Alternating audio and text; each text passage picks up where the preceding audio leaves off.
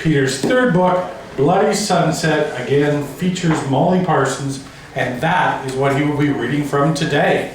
So, Peter McGarvey.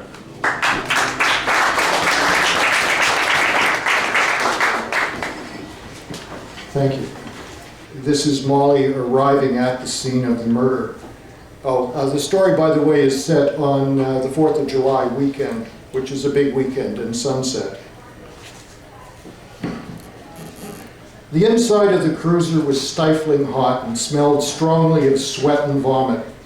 The vinyl seats were supposed to be hosed down and sprayed with an industrial deodorizer after every shift. They hadn't been.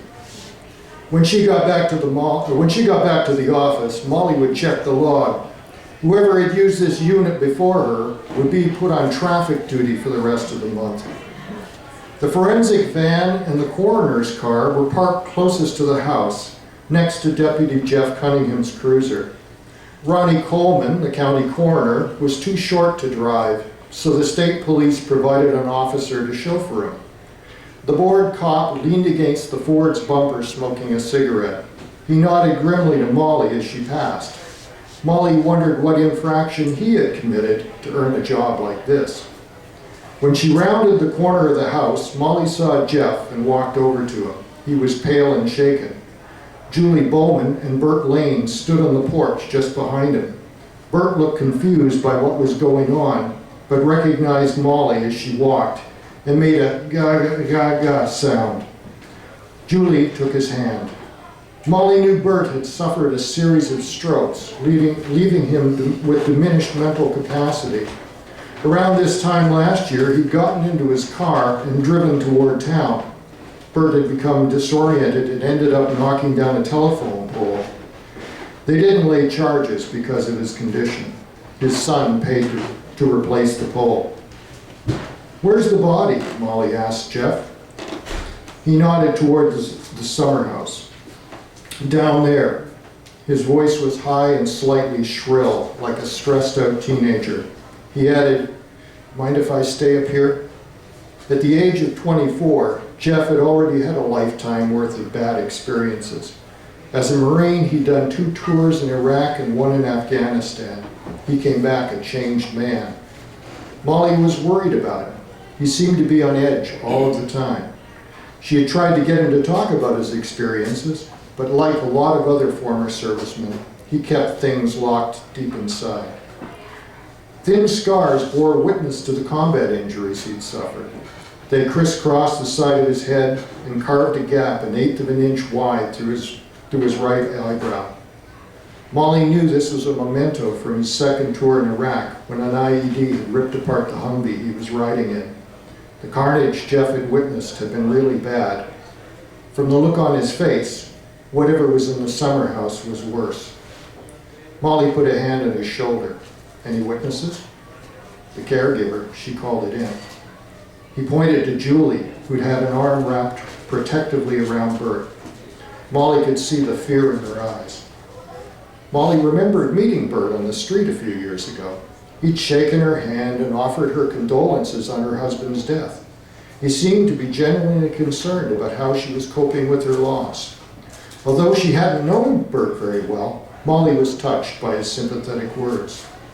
It was hard to reconcile that man with the one who now stood looking lost in blood-soaked pajamas. Bert had aged badly. He'd once been a big man, but now was alarmingly frail. He looked lost and confused by all the action going on around him. His eyes darted from one person to the next, his fractured memory unable to put names to the faces. Molly turned back to Jeff and nodded towards Julie. "Why don't you go talk to her and take some notes?" He took out his notebook as he walked over to the porch. Molly watched him. It was rotten luck that he'd drawn this call. Maybe they had tossed Jeff into the field too soon. The confidence he'd shown when he first joined the department had eroded over the past few months. Molly had been meaning to talk to Arnie about it, perhaps to move Jeff inside for a while.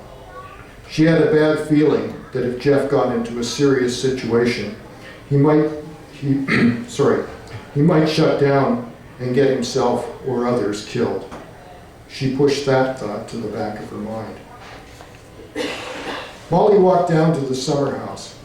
She always preferred to approach a scene carefully, drinking in the ambience as she did, looking for something that might be out of place.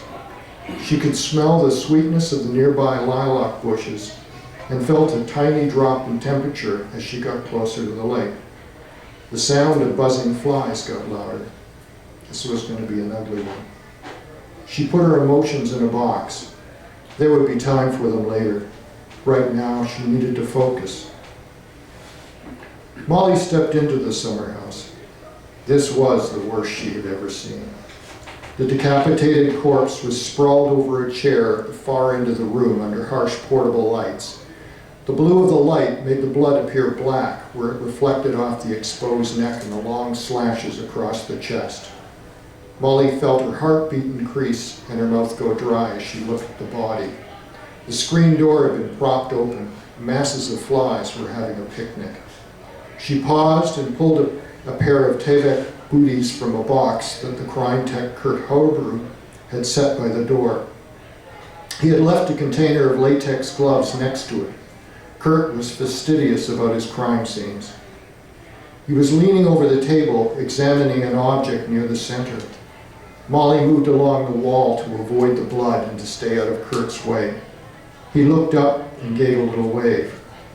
While his massive build and bald head could be intimidating, Kurt had a delicate, precise touch, along with a sharp, analytical mind. When he worked a scene, it was a methodical exercise, as if something were out of place, he would discover it. She noticed the coroner on his hands and knees in a dark corner.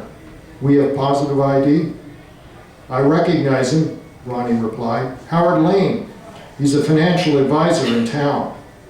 The coroner was a tiny man, just a shade over 4 feet. He reminded Molly of a garden gnome. He was ancient. No one seemed to know just how really old he was. There were rumors that he was in his 90s. Despite his age and his stature, Ronnie worked with an intense energy that was almost supernatural. And he was in his element, a crime that was both perplexing and bloody. He was the only person who seemed to be enjoying this grim scene. It was a real break from the accident victims and drug overdoses that usually came his way. Molly stepped back to give him room. Kurt was examining the dismembered hand on the table. There was a deep cut in the surface of the wood where the weapon had impacted. The hand looked like a carelessly dropped glove. Molly felt a sympathetic pain in the wrist. Just out of reach of the hand was a pair of wilted roses, obviously ripped out of the ground. Molly made a mental note to check the flower beds around the property. From the position of the hand and the roses, it was obvious that the victim had been reaching for them when his hand had been chopped off. Molly shivered at the thought. Red roses? A sign of love? A crime of passion? She would definitely take a look to see who Howard Lane was involved with. Something here bothered her, but she couldn't quite put a finger on what it was. After years of law enforcement, she thought she'd gotten to the point where nothing shocked her anymore. It didn't have the feel of a crime of passion. Someone had thought this through. The killer had even tossed the roses onto the table, knowing the victim would reach out and expose his wrist to the blade. She looked at the other wounds. There were vicious slashes across the chest. The victim's pants were down around his ankles and his groin was covered in blood. It must have been agonizing. Molly shivered again. This was more than a murder. This was a lesson. There was a single wine glass on the table and an ashtray with the remains of a couple of joints. Molly began to reconstruct the scene in her head. Lane was sitting alone in the summer house enjoying a bottle of wine and a few puffs. The only light would have been from the candles. Were there any lights on when you got here? Nope, Ronnie answered. I got here first and there were no lights on. She looked at Howard Lane's corpse. So he was smoking a joint, drinking some wine, and kicking back on a Friday night. Was he alone? Did the killer sneak up on him when he was stoned? Did he recognize the killer?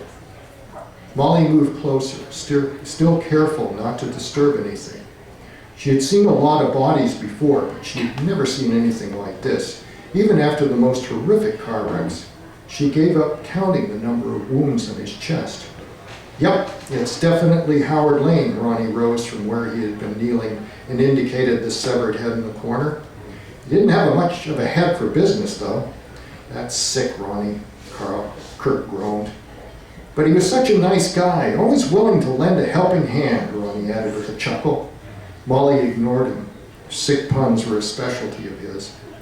It was probably how he coped with scenes like this one. It was part of his charm, along with his brusque intolerance for fools and authority in general. First impression, she asked? The wrist cut looks clean, and so does the neck, Ronnie replied. I'd say something sharp and heavy, maybe an axe or a machete. The head was severed with a single blow. That would indicate the killer was strong. She turned to Kurt. He shrugged. Not much trace, he muttered. Check the roses. The thorns might have drawn blood. Yeah, I considered that. I'll bag him. Who knows? Maybe we'll get lucky. You sound doubtful. Kurt nodded. I think the killer was wearing protective clothing. There are footprints around, but no distinct sole marks like he had booties on. Maybe with felt insoles? They leave no discernible pattern. There were also bare footprints leading up to the chair. I think the old man wandered in and saw the corpse. Molly wondered if Bert Lane had comprehended that this was his son. She hoped his dementia had put him beyond the reach of that. His penis was severed and placed in his mouth, Ronnie added. Doesn't the mafia do that?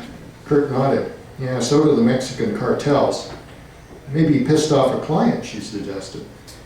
Well, from what I've heard about him, that'd be a large group, Kurt said. The touch of bitterness in his voice gave Molly the impression he was probably part of that group. Still, this is extreme, Ronnie mused, and then he added lightly, somebody definitely has an axe to grind. Thank you very much.